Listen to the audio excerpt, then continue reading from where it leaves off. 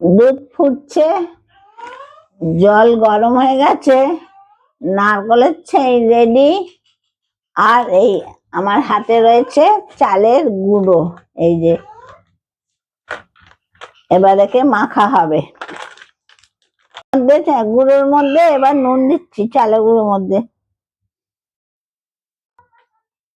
উষ্ণ গরম জলটা একটু একটু করে দিয়ে মাখবো, একবারে বেশি দেবো না, একটু একটু করে দেবো, তাহলে মাখাটা ভালো হবে।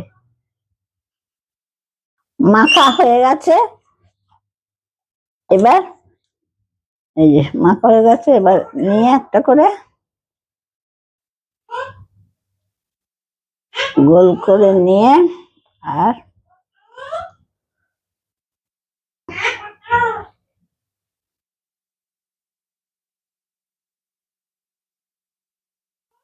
এর মধ্যে এবার নারকেলের একটু পুর দিয়ে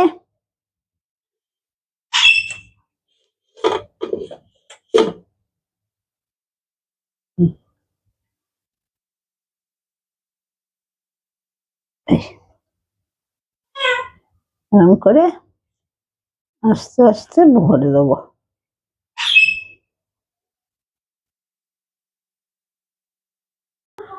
এগুলো আমাদের হয়ে গেল গড়া।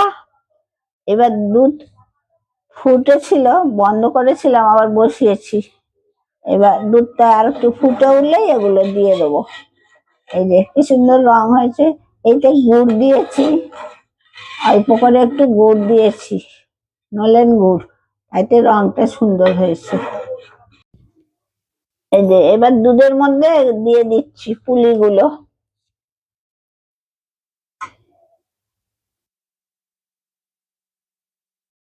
এই যে এরকম ভাবে ফুটছে, আর একটু ফুটলেই হয়ে যাবে। এটা এটা দিয়েছি, এখন নাড়া যাবে না, বেশি নাড়লে ফেটে যেতে পারে।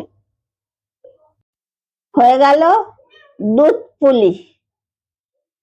তুলে দেখিয়ে দিই, এই যে এরকম হয়েছে, দেখুন ফাটেনি কিন্তু, বেশ গোটাই আছে। এবার একটু চাপা দিয়ে থাকবে, গরমে কিছুক্ষণ রাখবো।